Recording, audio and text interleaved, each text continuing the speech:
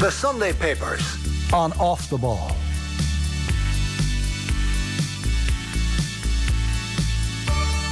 Now then, you're very welcome. So we're going to go through the Sunday Papers, as is our usual want here of a Sunday afternoon. Bernard Jackman is here in studio. You're very welcome. Thanks for coming in. And Dion Fanning, Associate Editor at The Currency. Dion, thank you. Hey, Joe. So back pages, we'll have a look. Sunday World, Nathan Collins on quite a few of them. Call to the Wild. So it's Jack Grealish grimacing and Nathan Collins looking at the ball, but you suspect he knows there might be trouble. And then for whom the bell tolls, Anfield apparently have told Dortmund they absolutely 100% do want Jude Bellingham. And so wheels are in motion, it would seem. Back page of The Sun, they have the good, the bad and the ugly. The good is Haaland's 14th goal in 9 games, which is just insane. The bad is Calvin Phillips dead for the World Cup, and Nathan Collins gets the ugly tag for, again, the tackle on Grealish, which is shown there. Same picture, Sunday Independent, crying foul. It's Grealish grimacing. It's Collins looking at the ball after he's inflicted the damage, and he probably does know what's coming. And then Sunday Times go a different route. It's Son, who scored 3 in about half an hour for Spurs. 6-2 win against Leicester, who really are in desperate trouble now. 3 and easy. Son hits 13-minute hat-trick as Spurs pile misery on Rodgers. And the Observer go with something similar as well. Picture perfect. It's Son again. Son comes on to score hat-trick in 14 minutes as Tottenham thrash Rodgers' Foxes. So Brendan Rodgers is probably in some degree of trouble there. On the Collins foul, at first glance it looked as if he had driven his studs into Grealish. But on repeat viewing, it's more the outside of his boot that largely makes contact with Grealish. I didn't think it was like a driving Graham Souness for Rangers kind of moment. No, it wasn't, but I don't think that's going to be enough to No. stop you getting sent off. I probably would still give him the red. Yeah, but it is. If we want some evidence that it's not a horror tackle, that's it. But it wasn't. There was an element of it being a badly mistimed challenge, but it was still something I think you had to be sent off for. Yeah. Were you sent off? Never. No. Never close? Close a few times, yeah. Mistimed. Mistimed. Would you be sent off today? No, I think the game is actually stricter now in terms of rules. I think it's easier to get sent off now for sure. Yeah. It was such a big thing in your career to be Huge. sent off. Yeah, huge. Was Jamie Heaslip sent off against the Jimmy's All got Blacks? he need Richie McCaw at a ruck, I think, sent off. And it was like, the shame. Yeah. It brought shame in the family. Yeah, no, it's easier to be sent off now and there's less of a stigma about it. I think. Far less of a stigma. Yeah. It used to be such a thing. Loads in the papers to get through. One which I suspect you're both interested in, coming at it from different points of view, is Wayne Rooney. Yeah. This is an interview as opposed to, he does his columns with the Sunday Times, and this is to almost launch the fact he's going to continue doing his columns in the Sunday Times for the coming season at least. So it's pages 6, 7 and 8. Jonathan Northcroft has travelled over to Washington.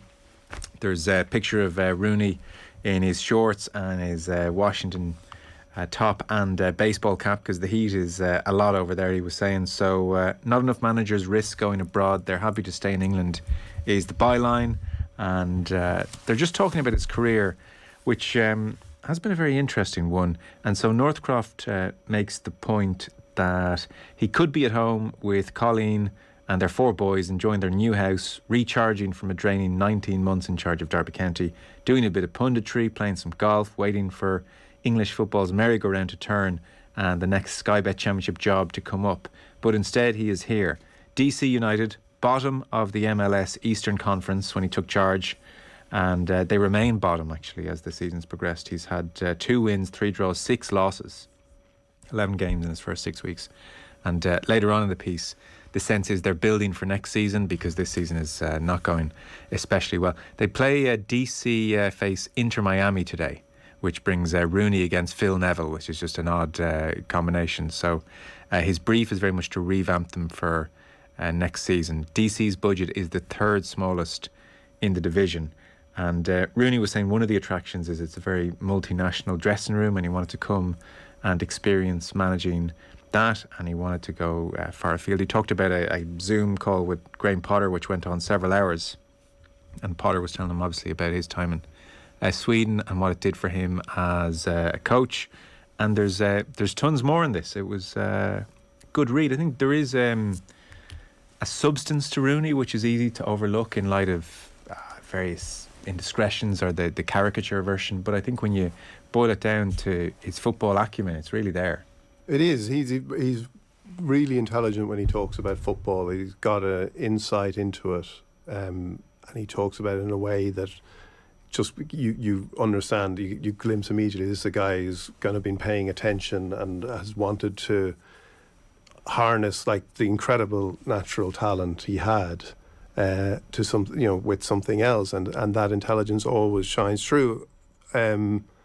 I find it kind of amusing. I agree with him completely about the idea that English managers in particular should go abroad. They haven't culturally for a long time, but I think now these days, because the money in England is so much better than anywhere else. But I would say I don't. Okay, America is abroad, but I think culturally it's not going to be as huge a shock for him as if he's going to work in Spain or France or Italy. In some ways, it's because obviously there's a language issue, those kind of things, and he kind of he mentions managers who have worked abroad, but he's talking about Wenger going to Japan, Mourinho going everywhere, but it's almost like they're the place. Like Wenger going to Japan is what Rooney gives as an example of Wenger working abroad, not Wenger going to Arsenal. Which was also like England is home. England is kind of the starting point. But it is fascinating. Like he has a passage in it about how he's always wanted. He tries to treat his players like adults and encourage conversations, and it's kind of a striking thing. He says, I've had managers who the players wouldn't speak a word to, and the way I work is to ask the players, do you understand what I'm asking of you? And if they don't, we can go into more detail and I'll ask what they think. Louis van Gaal did that. He was the first manager I had who asked the players what they thought. He'd have meetings and encourage you to speak up. Then Northcroft asks, Sir Alex Ferguson, did he encourage debate? And he says, depends what it was. Now, that's kind of amazing that it was only at the stage in Rooney's career when Louis van Gaal arrived at Manchester United and the managers he'd had and the managers he's had at England, that was the first manager where that was encouraged. And that is clearly, we know that from Van Gaal, who is ideological and has a firm set of beliefs about what he wants. But again, that Dutch method of arriving at perhaps a preordained agreement, but arriving at an agreement through discussing it. Yeah. And it kind of again shows that he was one of those managers that Manchester United didn't really fully understand what he was giving them, and Rooney always did. Rooney's talked about Van Gaal in various pieces, really rates him, talks about him as the best tactician, for instance, and here he is talking about the way he dealt with the players. You suspect like Van Gaal with his endless tactical nuances might have been anathema to Rooney, and he's like, let's just get out there and be street footballer kind of vibe, but he fed off it, he loved it, he learned from it, and he almost in various pieces has talked more glowingly about Van Gaal than Ferguson, I find. Yeah, well, I think like that's again coming back to him as a manager. I think there is that sense that he isn't going to be, because people will think of Rooney, and you said it there, like this idea of the street footballer and the old, like he will be in the tradition of the sort of English football man, the old whereas he isn't.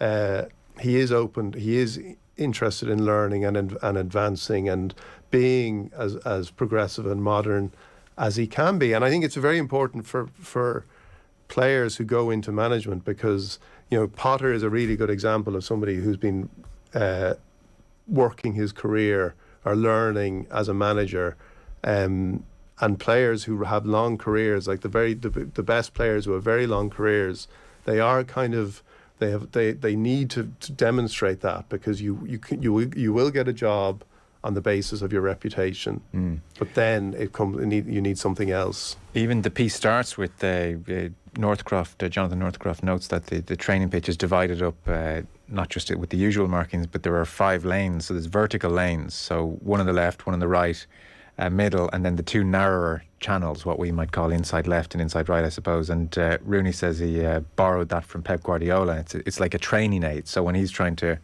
illustrate to the team where they should be in certain parts of the pitch when it comes to training attack in particular, he uses those. So again, he's picking up new ideas for sure. I am conscious we do have a sports coach who did actually coach abroad here, and me and you are doing most of the talking. But one last thing just to mention, this is almost it was just kind of striking. So both of his sons, Kai, who's 12 these days, I can't believe Kai is 12, that's caught me by surprise, and Clay is 9.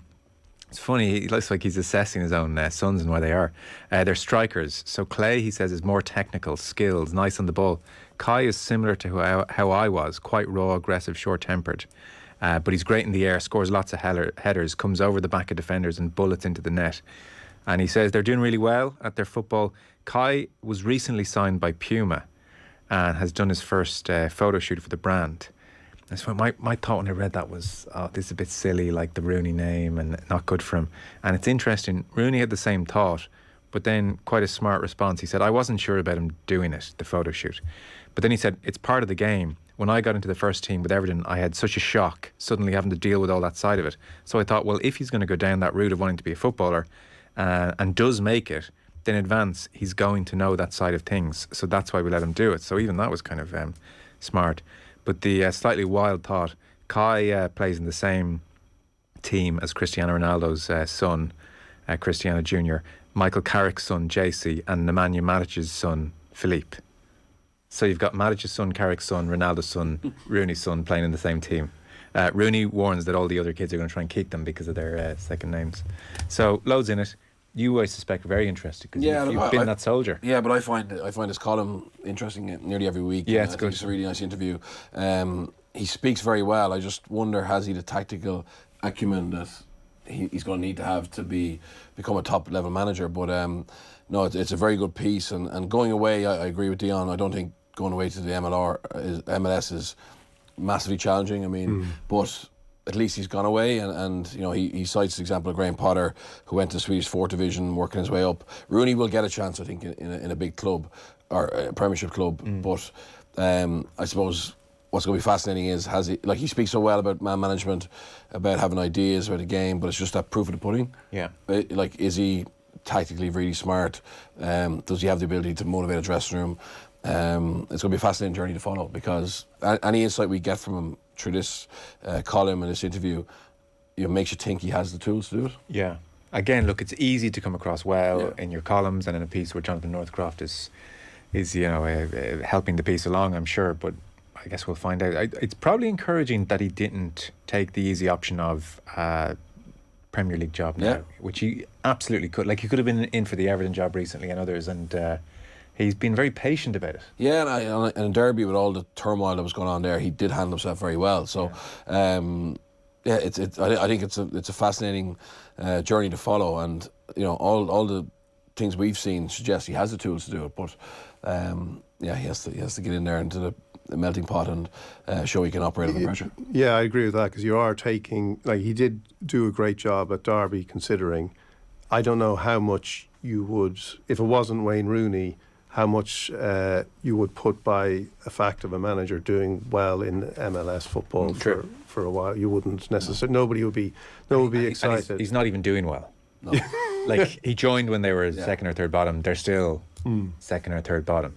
So no other MLS manager is getting this treatment. It's just purely the profile, I suppose. But he does. He is clearly thinking about it, and he wants to.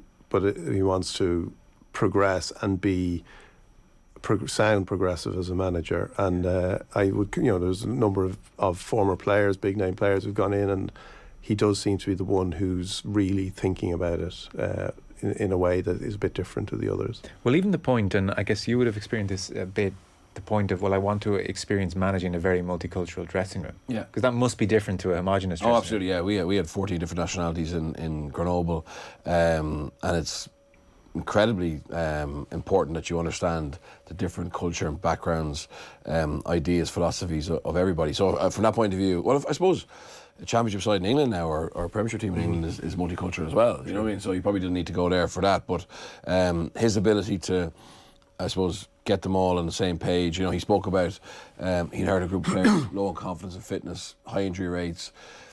He's doing less training, faster sessions, etc. So he is obviously trying to, you know, learn from the errors of the past potentially and try and improve this group. But yeah, look at it. As I said, you know, the stereotype, the image I had of him wasn't what I read now. You know what I mean? And his ghostwriter's obviously very good, but he does give you little tidbits that you think, well, he's on a higher level than maybe I presume he was. But the other thing I'd be interested in is, like, when you go abroad, like the multicultural aspect is much more raw than if you're in a home dressing room with different nationalities. You're still it's still your turf, if you like, and that's the difference, isn't it? Like when you go abroad, like I think all English players, they might look.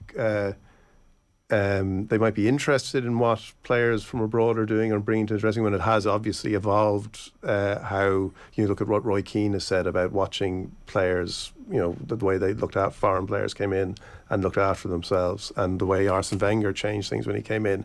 But when you're actually immersed in it, and not just in a dressing room, but in a culture, it's a different thing. And it has always been, like, I've always felt this thing about English players, not managers, but managers as well, but English players.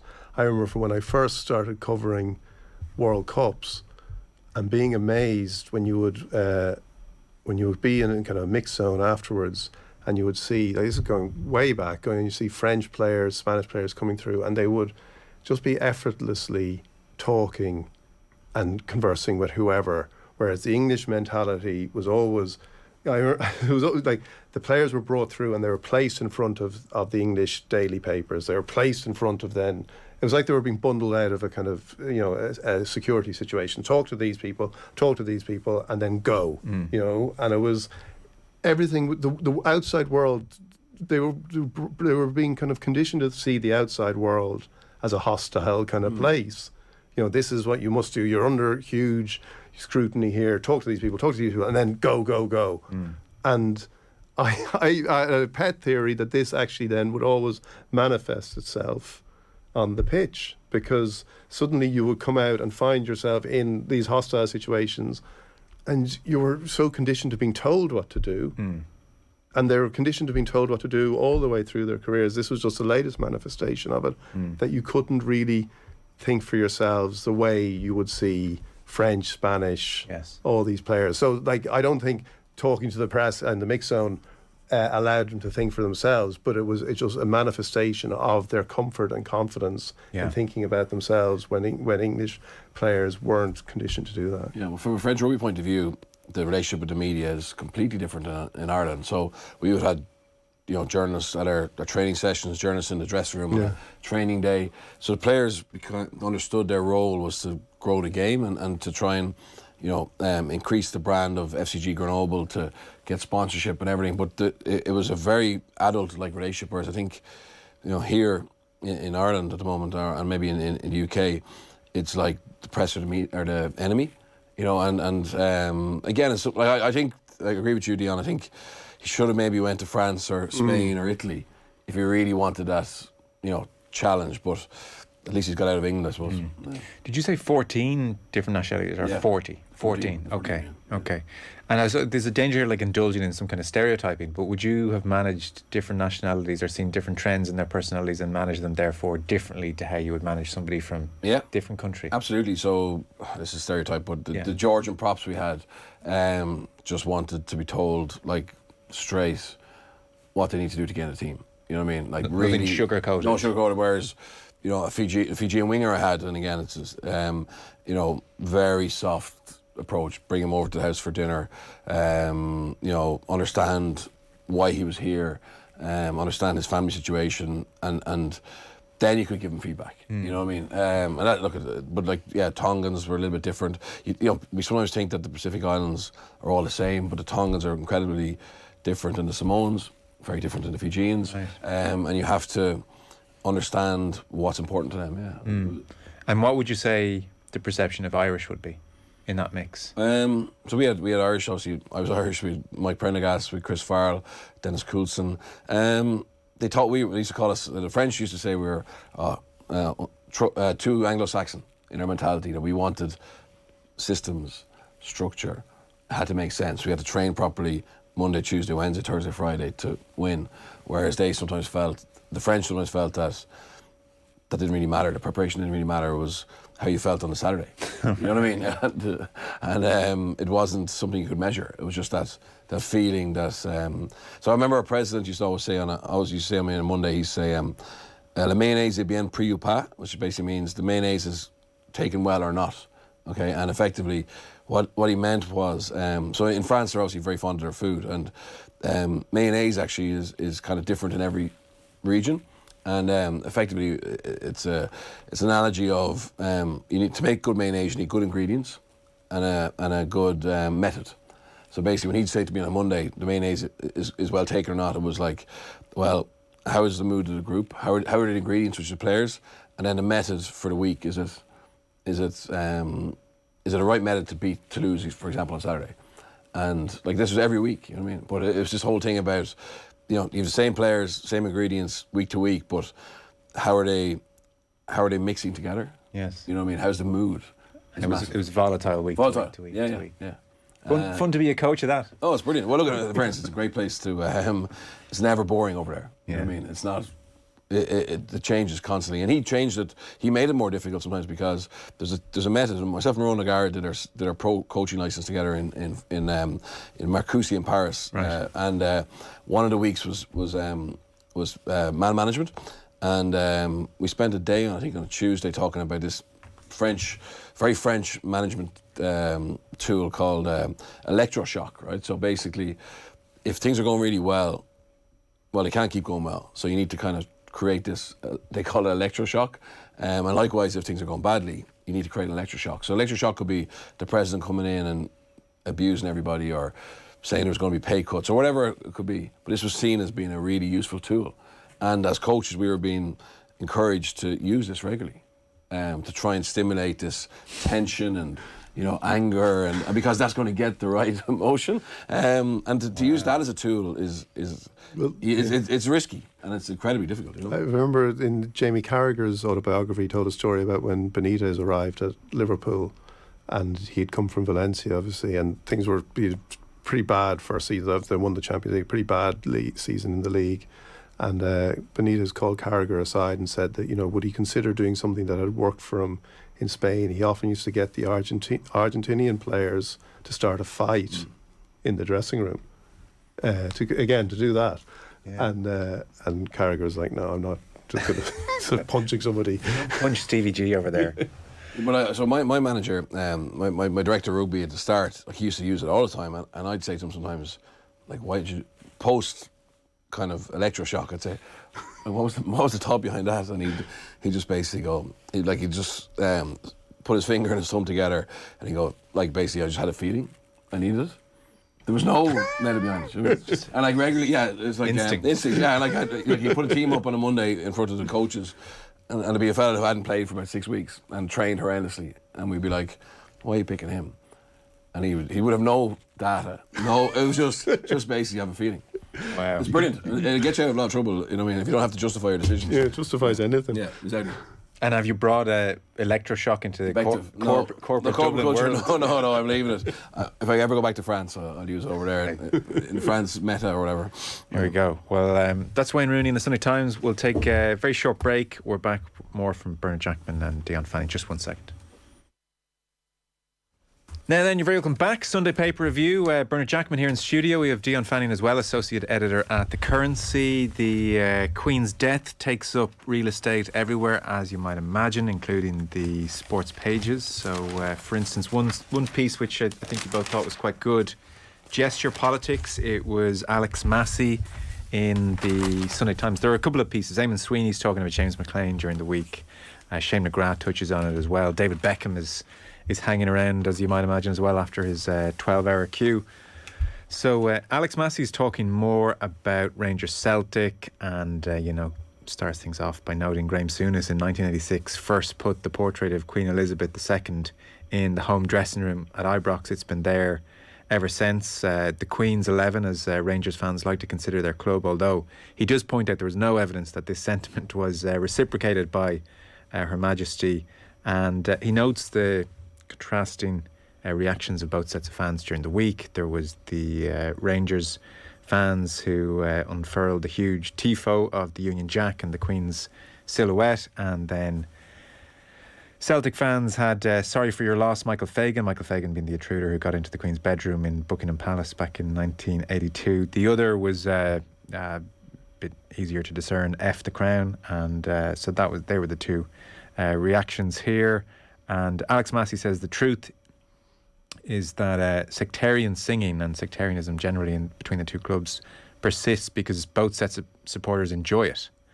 And he notes, in 2012, after yet another game of shame, the Scottish Parliament passed an Offensive Behaviour Football Act that sought to crack down on the hatred fuelled by sectarianism. It proved so unworkable, it was repealed in 2018. They just gave up, frankly. He does, by the way, say, further to his point, that the truth is that they just enjoy it. And he says the Celtic fans are not hoping the IRA take up arms again necessarily. And, the Rangers fans talking about Fenian blood are not indicating cleansing West and Central Scotland. But what he said is, strip away the posing and the poison and you're left with this glum reality. Few people outside of Scotland would be terribly interested in Rangers versus Celtic. It's the manic hatred which gives the fixture its gruesome appeal.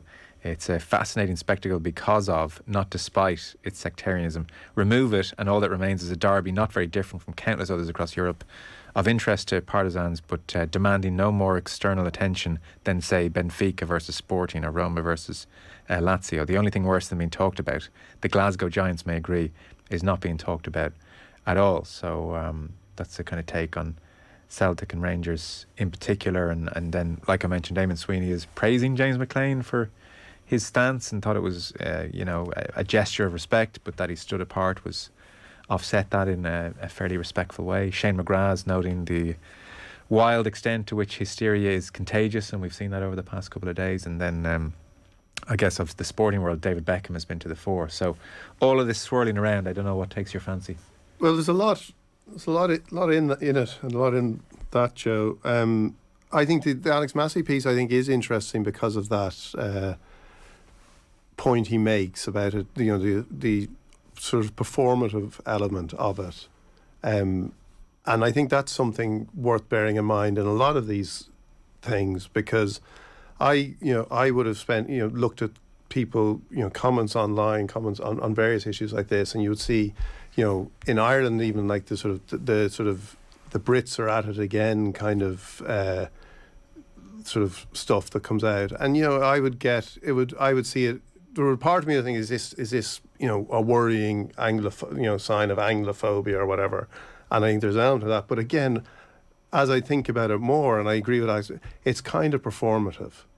It is a performative thing, as he says. The people on either side aren't really looking to go back to anything, it is done as much to annoy the other side. Now, the tools they use or the devices they use to do that can be, rightly, some people find them objectionable and are offended by the things they might glorify in the process of doing that. And you can look from other rivalries and other tribal rivalries where things are used that shouldn't be used to this. You can't just say it's just tribalism. But I do think there's an element of that. I think the McLean thing is interesting because it's a nothing happened. Yeah. Really, like it's nothing really happened. And what did happen is kind of different to what I think maybe people were bracing themselves to happen. Yes. And like Eamon Sweeney, he has a very funny line about, you mentioned the F the Crown banner, and he says he has a very good line about an unnecessarily harsh criticism of a perfectly entertaining costume drama. But he says McLean proved to be a bigger man than his critics on Tuesday. Now, I'm not sure where the critics were coming from, because there was a lot of preemptive support for the idea that he wouldn't wear the armband, and people talking about this, and again that slightly performative element, that purity, the pure idea of there is no he is perfectly entitled because of where he comes from to take this point of view, and that's fine. But that was the sort of, and then you could actually see a few people saying, they were disappointed, who had been making that point then, saying they were disappointed that he had worn the armband. Are they the critics that we're talking about, or is it the people who would have criticised him if he hadn't worn it? And I think going into a bigger, it is interesting because this is the kind of struggle, this is the tussle that all, these areas kind of ultimately come down to. Because I thought it was interesting, I was watching Mary Lou McDonald on Virgin, I think, during the week, and she was being asked about Sinn Féin, and I think it would have been Sinn Féin, the way they have dealt with the death of the Queen has been incredibly respectful. Yeah.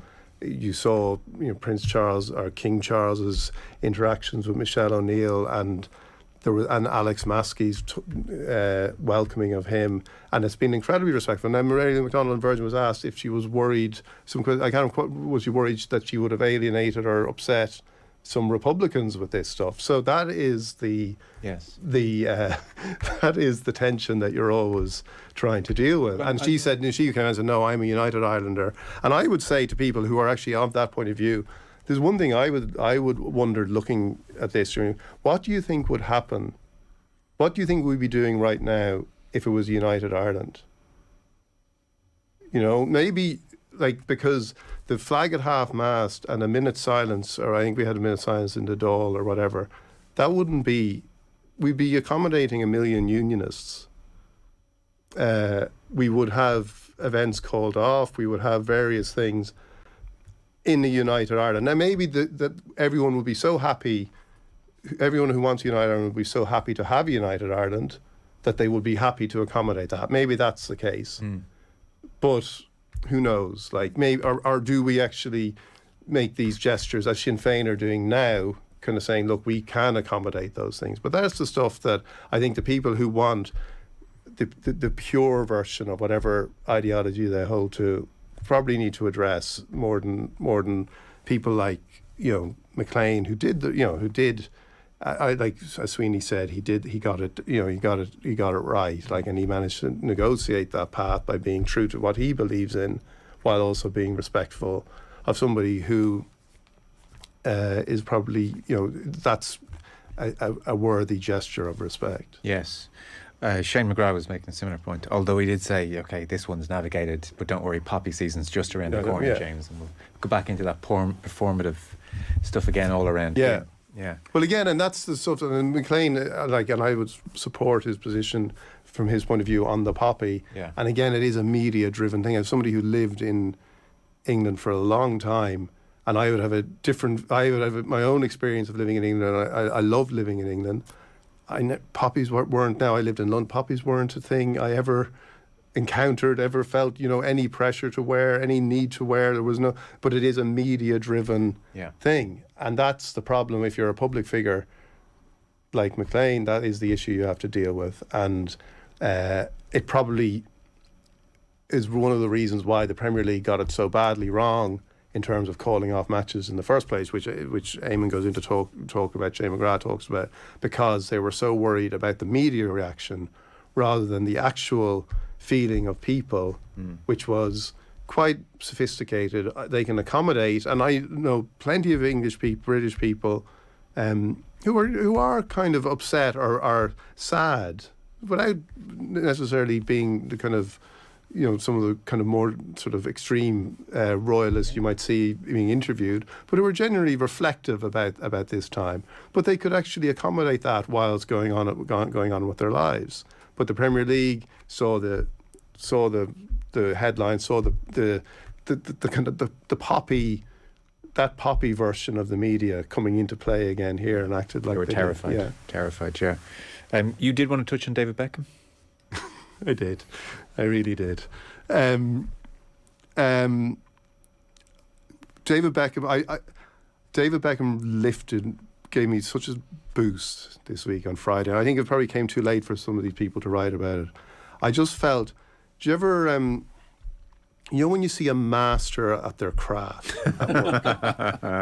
You know, do you ever kind of see a magician or something close up, get pulled out of the audience for a magician? I remember being in a restaurant once and there was a magician working there doing sleight of hand, and you're up close and you're going, this is a master at work. Yeah. This is a master at work.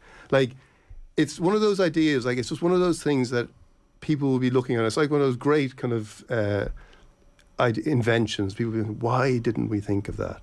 Every celebrity in Britain, their thought on Thursday and Friday would be, how do we skip the queue? Yeah. How do we skip the queue? And David Beckham, who we might talk about Qatar in a bit, and like if you Google David Beckham, you'll see the criticism he was getting for his videos in support of Qatar and all that kind of stuff. Hasn't got his knighthood, all these things that he was dreaming of. Beckham just flipped that on his head, or somebody working for Beckham flipped it on his head and saying, you don't need to skip the queue, David. You need to join that queue. And it was just, I just looked at it and went, that is just a master of his craft. Do you know what's quite interesting is I like it's a weakness of mine, but I do enjoy a 10-minute trip to the Daily Mail showbiz section, and the comment section reveal much about like the world that we're living in, you know. And Beckham has not been popular on there for quite a long time now. They really don't like him, and a bit like you, I thought, well, this is not a stunt is harsh, and I think he's well-meaning in some respects, but he could have skipped the queue, and maybe he knew that he would garner some attention by not. And I thought, well, it's transparent enough thing to do. But honestly, the Daily Mail readers swept away in this kind of week of weeks. Like, there's lots of, everyone's swept away. It's like, not just Daily. I'm telling you, in Britain and Ireland, they're full of like, look, I'm no fan of Beckham, but I tell you what, he queued up. But also, not only did they're no fan of Beckham, but now they're saying he queued up. He's now just put into sharp relief all the people who didn't queue up. Sorry, Holly Willoughby and Philip Schofield had to come out and say, we were there in a working capacity. We didn't skip the queue. Like, this is the when you have 10 days of a news cycle. Yeah. It's too long for the modern world. Like, there was a point on, well, there's been Pengate with Prince King Charles, I guess, with that whole thing. But even on 2 nights ago, like, Sky News had to do 20 minutes on the lack of inheritance tax and how all this works. And I was thinking, this is like, they have to fill the news cycle. They can't do 10 days morning again, because can you imagine in the palace, their head in their hands going, oh my God, they're talking about the inheritance tax we're not paying, all that kind of stuff. Have you been kind of watching the week? I think from a human nature point of view, it's an interesting thing to watch. Beckham, I think, is fascinating because Alex Ferguson tells a story of so basically one of Alex Ferguson's kind of 3 behaviours that he hired or fired by was team first, and he obviously went to London to meet Beckham's parents, and Beckham was a 13-year-old, whatever. So he's normal. He knew him a long time. So apparently Beckham had a gold celebration that Sir Alex Ferguson had seen since he was 13, and was with his teammates, and I'm not sure what age he was, but it was a year before he sold him. Beckham scored a goal one day in Old Trafford and ran towards the corner flag, dived on his 2 knees, hands over his head, and his teammates chased after him. And Sir Alex Ferguson was just noticed that's a bit different. So he called him in Monday morning and said, David, when you scored a goal on Saturday, what was the story with the celebration? And Beckham said, oh yeah, my agent told me that's the way I should celebrate, because that's going to get me on the front page, back page. He was going to have Posh Boys at the time. And Ferguson allegedly said to him, look, that's not how United operates. You celebrate with your teammates. If you score a goal, someone passed you the ball. If you score a free kick, someone won the free kick. So apparently for a year or so, he actually went back to celebrating. He didn't score that many goals, but he celebrated as he had. And a year and a half later, he scored a goal, bang, towards the corner flag. So Ferguson called him in Monday morning and said, what's the story? We spoke about this last year. Yeah. And he goes, I've spoken to my management team, my wife, my parents, and I've decided, for me, this is how I'm going to celebrate, because it's about my brand. And Ferguson said, we're going to have to sell you. And basically Ferguson went to the board, and the board obviously didn't want to sell David Beckham. Yeah. And he said, well, it's him or me.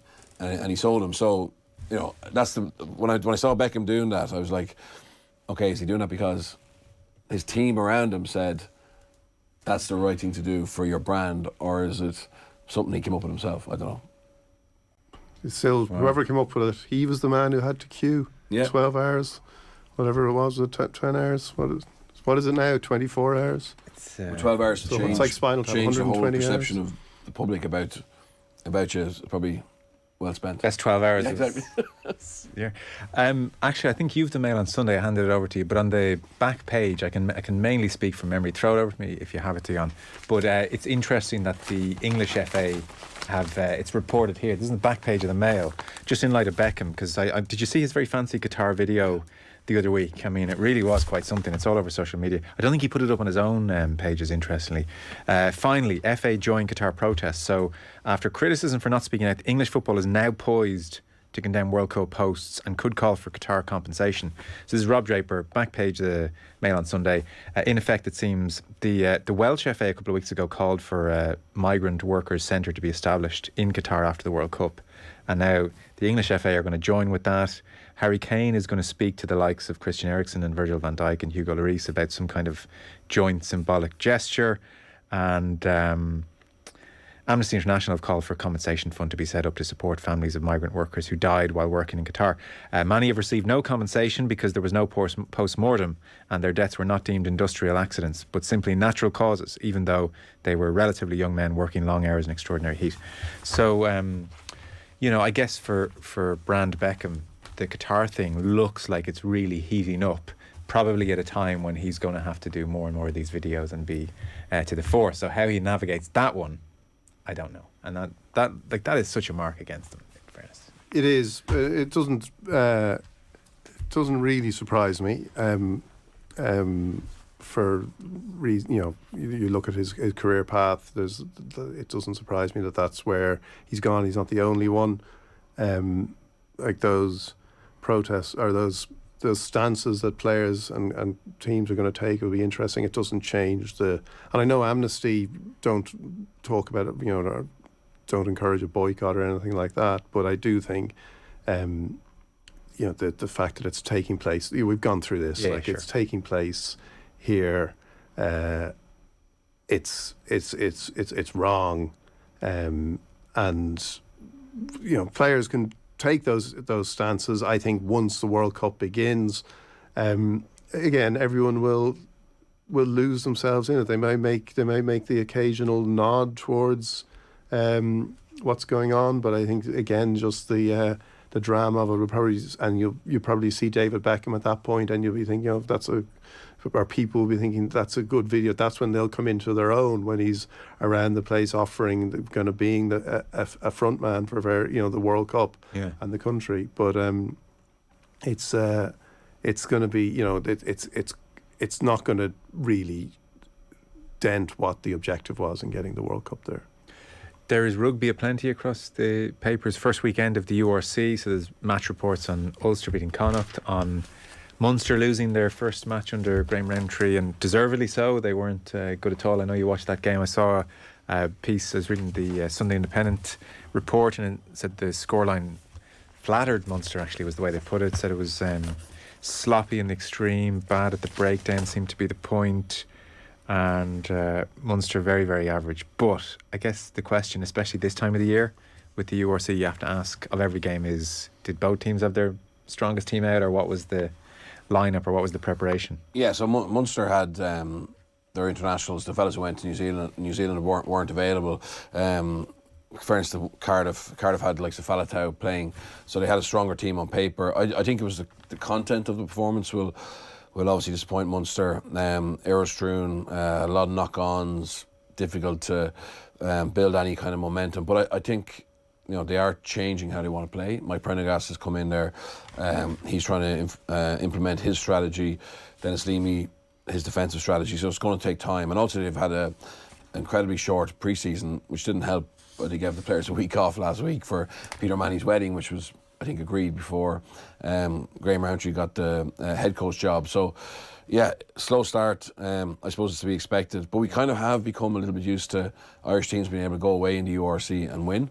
And so I think from a result point of view, when you think about this cup that's happening in Toyota Cup that's happening later on this month, Munster are going to lose some players for that. Their internationals might still be away, so points are actually precious. So they got one yesterday, but be disappointed not to pick up 4. So of this Toyota Cup, and people will have seen this bubbling away, this is an emerging Ireland squad, I guess is the official title, will go to South Africa during the season and play 3 matches in front of a couple of thousand people. You say in your piece in the Sunday Independent, if they can give away enough discounted or complimentary tickets, it's the Curry Cup teams, the Griquas, the Pumas, the Cheetahs. They're no longer dining at the top table. The level of competition our young players will face will be far weaker than what they would have been up against if they had stayed at home in their province. The tour clashes with 2 derbies, you make the point as well. And you're right in the piece, and it's the headline. You can put lipstick on a pig, it'll still be a pig. And this tour, in my opinion, is a pig. Yeah, it's 3 pigs, and that's it. It's an amazing, it's an amazing tour. Giving the timing, normally tours happen at the end of the season. The provinces are already used to being cannon fodder to a certain extent for the national team, in terms of the way they have to supply players, but also foreign player restrictions, etc. Return to play protocols. So Johnny Sexton, his game time is managed, which is fine. But they understand that. But this tour happening, later this month, I think. Look, it's been railroaded in. There's been very little communication. You even wonder, was this some kind of agreement connected with South Africans joining the URC? Why is this suddenly blossomed? So the problem is the provincial head coaches and coaching staff obviously can't criticise. But they hate this. They hate this with a passion. Yeah. But they're not allowed to say it. Sure. They hate it with a passion, because there's been very little communication. And now what's happened is, because they hated it so much, there's a compromise situation where the players who are going there are by and large not the players that originally Andy Farrell or David Beckham thought should go. Right. So, hence why go? Why go? So basically, of the group, are they lesser?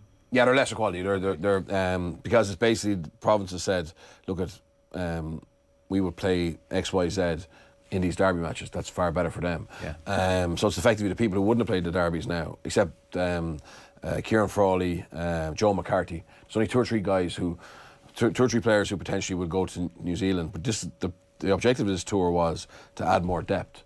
But you're actually giving game time to players who are outside the 30 odd in each province who play. So it's amazing. I think obviously when you only have 5 stakeholders, the national team and 4 provinces, you would think communication would be really easy to happen, really easy to make happen. But in actual fact, it's kind of dictatorial. And look, Ireland are doing really well. The provinces are more than competitive. So it's not a crisis, but it's just an example of, I think, poor communication and mixed messaging. Yeah. And even if Kieran Frawley was to go and play brilliantly, what does that mean? Exactly. Yeah. He would have been better off playing for Leinster in the URC, I think.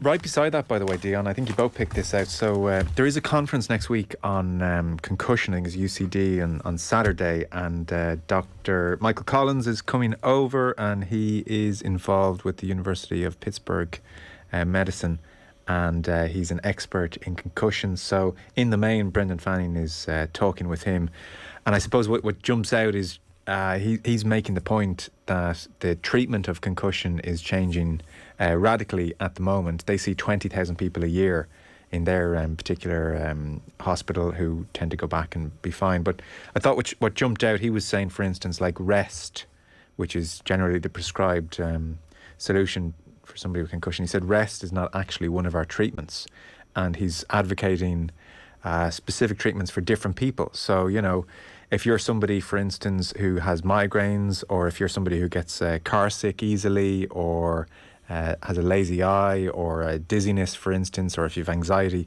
you're in the increased risk class, and you might be treated different to somebody who doesn't have those issues. So I think a part of the chat at UCD is he's going to outline different treatments for different people. So he kind of sounded a note of maybe optimism that this existential crisis, and it is existential for rugby, with better treatments, will be able to be absorbed a touch more. Yeah, there's a line in Brendan writes about him that he says, they're all over this game-changing scourge like a rash. Indeed, when we present our glass half-empty view of the world, he tops it up to the brim and hands it back.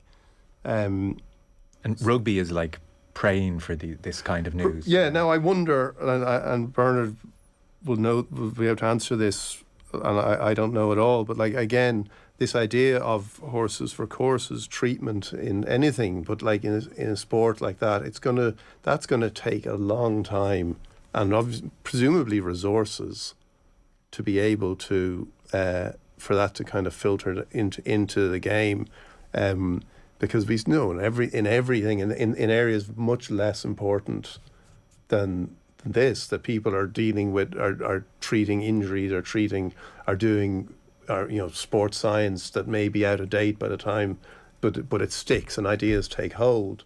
And in something like this, how you actually get to a point where you would say, right, this your treatment. We need to kind of develop a bespoke treatment for your concussion versus somebody else. Like, it does seem like it is hopeful, but again, it seems like I don't know how easy that would be to actually get to. Yeah, I'd imagine that the problem will be training up people who have the level of expertise to be able to make a decision on an individual basis. So if you look at it at the moment, it's mainly a white label. Everybody's treated the same, and obviously, Dr. Michael Collins and his research team have developed, a roadmap to be able to give individual advice. But how quickly that can be taught or the expertise can be improved across the world. But I mean, from just a personal point of view, like on Wednesday I was in a school for a blitz, an under-13s blitz, and I saw a group of kids playing off on a pitch on the side, and I said, why are they over there? Why aren't they playing the blitz? And there were 12 kids whose parents said, no, I don't want my son to do contact. And I hadn't, I suppose traditionally they wouldn't come out, so you wouldn't notice. But and straight away hit home me. Oh well, there's 24 parents who are worried about not just concussion, but contact sport and injury. And so I'm sure that's conversations that are happening across the world with parents and kids. Well, even and you can pick up the point, but further to that, like even just a glance at this Bernard Fanning piece, before he gets to the chat with Michael Collins, he outlines a study just published in a medical journal, Neuroimage.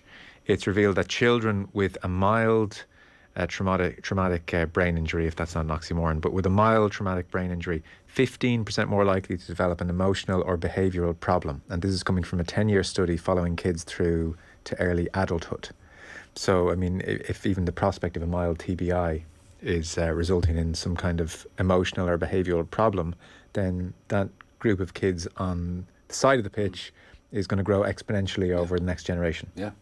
And I suppose we don't have enough PR or studies around what the benefits of sport are. So, so you're kind of just looking at that and you're going...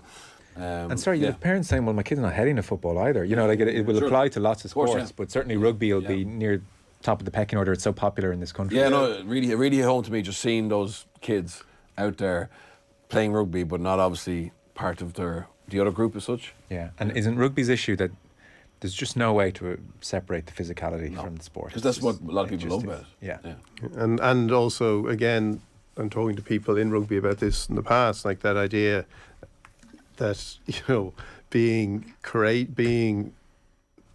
taking the knocks and being able to withstand them is actually it's a test. Like it's how dressing rooms is how in all sports in different ways, but that is the way they've you've gauged who do you want alongside you when things get tough, and this is essential, but it's also has to totally subvert that way of being conditioned into thinking about sport. Here's an unfair question. I don't want you to class you as spokesperson for anything, and this is not like this is anecdotal for your answer, but I was just chatting to someone about this whole issue generally, and they were of the opinion that actually the number of head knocks in underage matches is nothing like we see at senior professional level, where we see them all the time. That it is a different sport. Is that your sense? No. So I'm very lucky. I'm involved in schools rugby. So I've seen under 13s, under 14s, under 15s, under 16s, under 18s over the last 2 weeks, and it's a completely different sport. Honestly, I'd say I've seen one head knock in that over the last month. And why is that?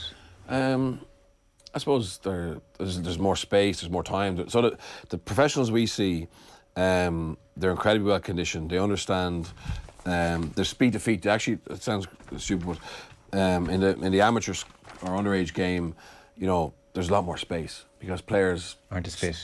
Yeah. They go to the breakdown, they stand closer together. There's actually space to run to. Whereas the professional game, effectively, it's 13 guys in the front line, 2 players in the backfield.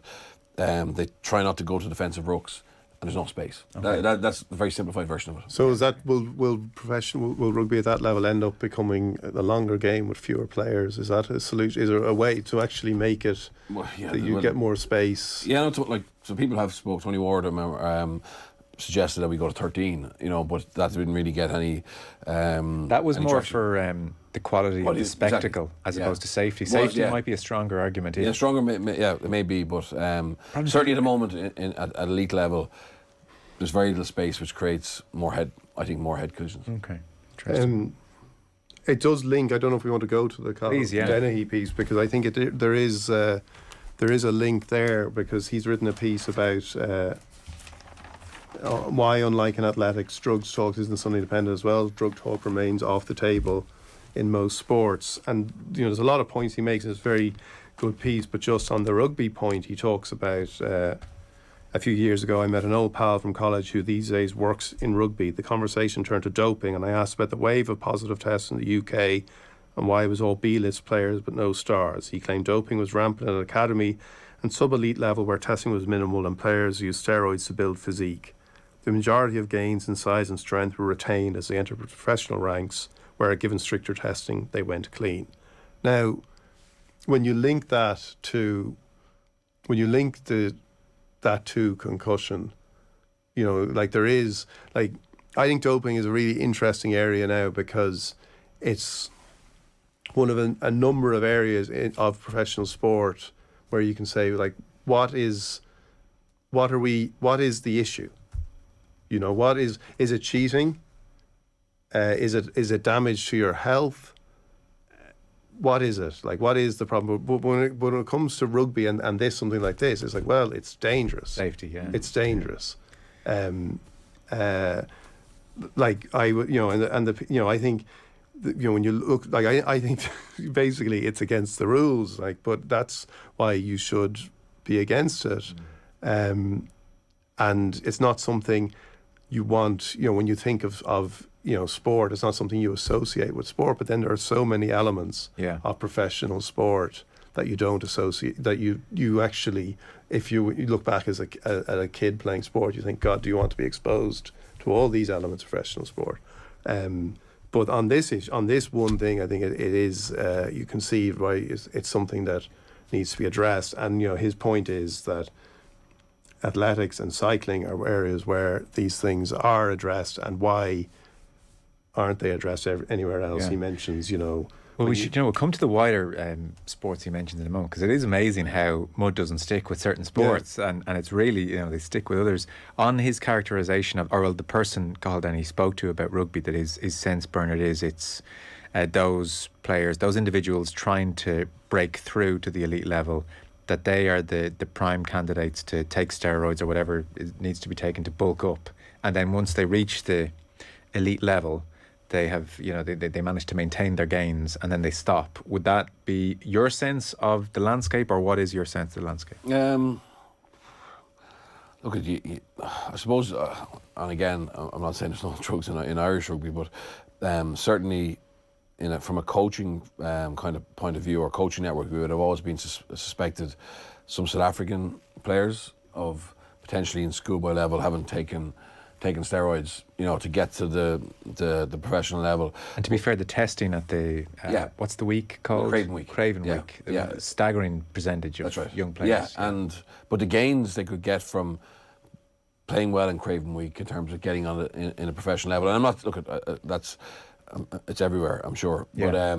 But I don't. The testing is not fit for purpose, really. I think there's obviously, it's not just because people aren't failing tests doesn't mean that there isn't drugs in rugby. I don't think. But again, the problem, as Dion says, is in rugby, if someone you're playing against has taken, steroids, that's highly dangerous. It's an unfair advantage. Whereas if I watch the Olympic 100 meters final, I probably just presume that there's been a lot of drugs taken, but I want to watch a fast race. You know what I mean? But it's not dangerous for for the other contestants in terms of they're not going to run into each other. Yeah. You know, it's obviously dangerous for their health. So, but yeah, what I struck me about this is, like, I forgot about Antonio Conte and his links, his links with the club doctor who got a suspended sentence. You know, I forgot about Tyson Fury. Yeah. You know, having done he's been banned. 2-year ban for Nandrolone. So it seems to be everywhere, you know. Well, the point of his piece, so I like, for instance, Paul Kimmage 2 weeks ago was saying, you know, the lack of talk of doping around the European Championships was very striking. And I guess Carl Denny's making the not unfair point. Pretty striking in all the sports beyond the big two, cycling and athletics. So when you see Pep Guardiola, do you ever think about his positive test for Nandrolone, which once saw him handed a 7-month suspended prison sentence, later overturned on appeal? When you see Conte, do you ever think about his time at Juventus, where club doctor Riccardo Agricola got a suspended prison sentence, also overturned on appeal, for providing performance-enhancing drugs to players? That's plural. When you see Tiger Woods, do you ever think about the relationship he had with Dr. Anthony Gallia, who pled guilty in 2011 to trafficking unapproved drugs like human growth hormone? What about rugby? And he mentions, do you ever think of how 46 athletes across 12 sports currently banned by UCAD? Of those 46 athletes, 27 are rugby players. Let's go to Tyson Fury. Do you see him as one of the greatest heavyweights of all time, or a doper who served a 2-year ban for Nandrolone? And on it goes, mentioning different people. And his sense is that at least cycling and athletics are trying to catch those involved, because he mentions the famous Operation Puerto in 2006, and the doctor Fuentes at the centre of that. He was interviewed, it was a rare interview on Spanish television not so long ago, and he was asked about his relationship with soccer clubs in the mid-2000s, and he was asked, did you advise the doctors at Valencia? And he said no. You advised the doctors at Real Madrid. Fuentes paused, shifting awkwardly. I'm not going to answer that question. So it is amazing how some sports like Teflon and this don't even acquire like kind of a strong reputation, let alone certain misdemeanors being caught. He says, you know, here's the thing: the public perception of a sports doping problem is based not so much on its prevalence as its authorities' willingness to expose it. Now, I think people might dispute at times how willing the cycling authorities were, but they had no choice. Maybe laterally. Yeah.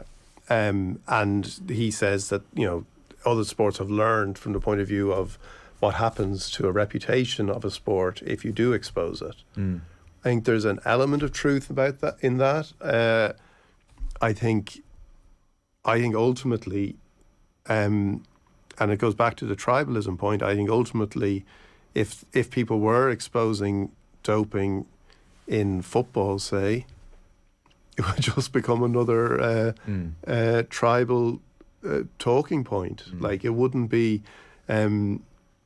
I don't think people would be. They wouldn't turn on their team. They wouldn't turn on their team. No. They would use it as they would find a reason. We know this from every area of life now, that whatever evidence you're presented with, you will look at that evidence to fit your own belief system. Do you sense? I'm sort of like basing this almost on interaction with the show or just talking with different people. There was that time when, like, Lance was, you know, the most vilified person in world sport, and he was being chased down and his end was coming. I felt like at that stage, you know, sports fans were so staunchly anti-doping, and it was like the number one issue. And like this, I feel like now there's like a fatigue or a kind of a, of course everyone's doping, like, so what? Kind of an attitude increasingly amongst the masses, like not as outraged by it, not like, oh my God, Lance, that's the most awful thing I can imagine. And now I just think there's a degree of but like, you know, Tyson Fury is a good, like, there's in a lot of big sports, all the, you know, football. Like, let's talk about football for a second, because it is, the players are cartoon characters. You know, they're not necessarily people that you want, like, that anyone is actually relating to, or anyone cares about their. And we've seen it in issues that are far worse than doping. You know, that people will defend, they're prepared to defend anything. Look at Newcastle United supporters and how they defend Saudi Arabia. Yeah. Like, people will defend anything. So I think there is an element where the people just see amorality as kind of priced in to Maybe that's high it, level yeah. sport. I don't know, and maybe it is that element that has meant, or else it's just become, as you say, it's also just that it's Fatigue, maybe. It's fatigue. I think though also that maybe the sports washing aspect, or things like the Kinahan involvement in boxing, that like other issues are bigger or more serious in some respects than an individual who might be doping. But again, it comes back to, and I'm only, what is the issue with doping? Well, I suppose the big two would be, one, it destroys the fairness and the integrity, and that's so unfair on the clean athletes. And then two, probably lots of vulnerable types damaging their own health. They'd be the two, I think. But I would say, I think that's right. I think and I think it's the idea that you have to, and we've seen it in cycling. The idea that you have to. The Tyler Hamilton being the book I remember most about this. This 1,000 days where you go from wide-eyed, innocent, idealistic cyclist to I need to do this. Are you in or are you out? Are you in or you're out? And that being it's just one of those issues where as professionals, what I'm saying, as professional sport becomes muddier and muddier, I don't know if I would want my son to be a professional sport footballer, even without dope. It's just the world. It's a dirty world. Yes. And this is one aspect of it as dirty, but there are so many elements. So to go back to your point, this is one of them. The health risks, again, people are doing things in professional sport all the time. Yeah. That isn't, like, we talk about sport being a force for good. Professional sport, is it necessarily, like, it's not a way to a good, healthy lifestyle. Well, I remember chatting to Shane remember Brian Driscoll was in here and he was talking about all the painkillers that were taken as a matter of course. And I remember I was on Virgin that weekend and I was chatting to Shane Horgan about it, and he has said this publicly, so I'm not betraying his confidence. And he said, professional sport's not good for your health. Yeah.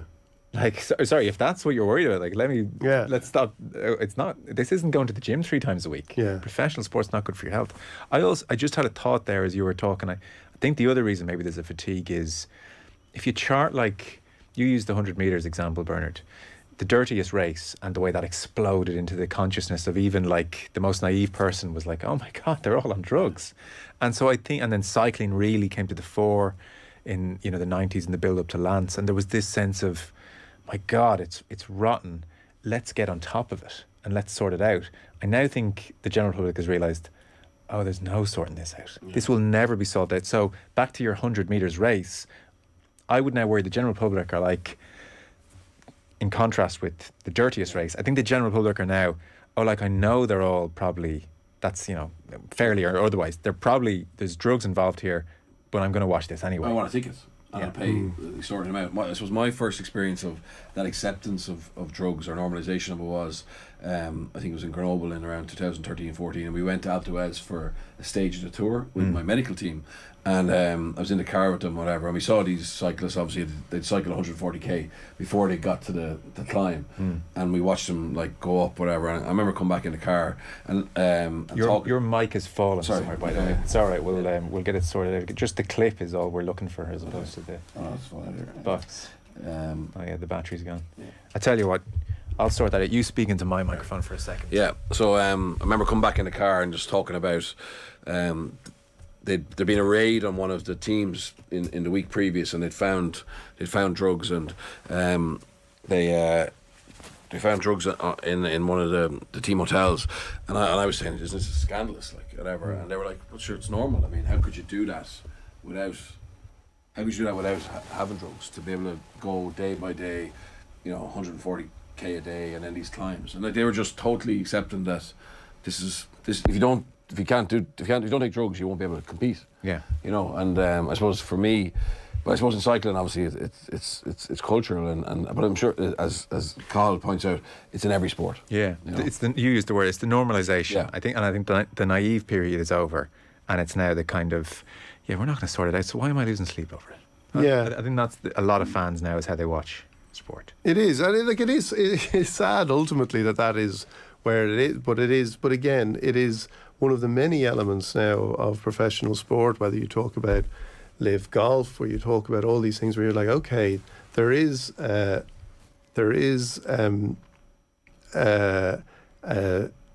moral issue here that you somehow have to kind of negotiate.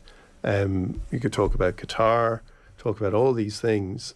And again, this is now one element of that area where you're like in a, and I think you can't, like, the alternative of saying, it's a very strange one, because the alternative of saying we're okay with it. Yeah, of course. Is also like if you, because you said, you know, like if you actually were watching 100 meters and you were told, you know, the age, the nationality, and the drugs each athlete is on as they line up, it would, you know, that suspension of disbelief, I think would be gone, and it would be ruined. The NFL is quite interesting. Yeah. The way they're so like, you know, Dion's out with an ankle. Yeah. Bernard's done his knee, and Joe got done for HGH. For 3, and he'll be back. They'll both be back in 2 games. Yeah.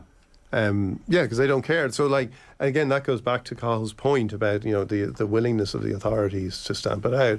The NFL could say 2-year bans, but why would they take the people who are bringing, you know, bringing the money in? Like, you know, if the Premier League started doing that, and, you know, like, just ban back, they'd be like, what are you doing? Yeah.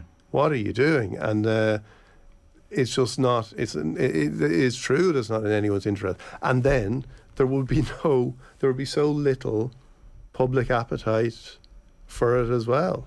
Because of the reason we've outlined, because you would have the supporters of X, Y, and Z saying, no, this was actually, this was whatever the excuses, you know, are used for doping. You know, this is what we found here. It's funny as we move off it. The one thing which kind of counteracts my my sense is, I do think in this country there's still a huge stigma if you were caught.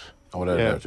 I don't think that has, maybe because we're a smaller country, perhaps, but I think if, it's about to pluck big names there, but if big, you know, household names fail the test, it would 180 their, it wouldn't, their reputation. 100%, yeah. I still think. But that's always, and again, it's a fascinating area about doping, because it's cultural, and yet it is always the people that get caught that are the people, you know, who rightly, but they're the people we, you know, who are, you know, who are blacklisted, and who are ostracized, and yet, you know, it's sometimes it's like, well, we can go after these people, but we want to look away in terms of what's actually happening. I think that was the sport. Paul Kimmage's point in Rough Ride.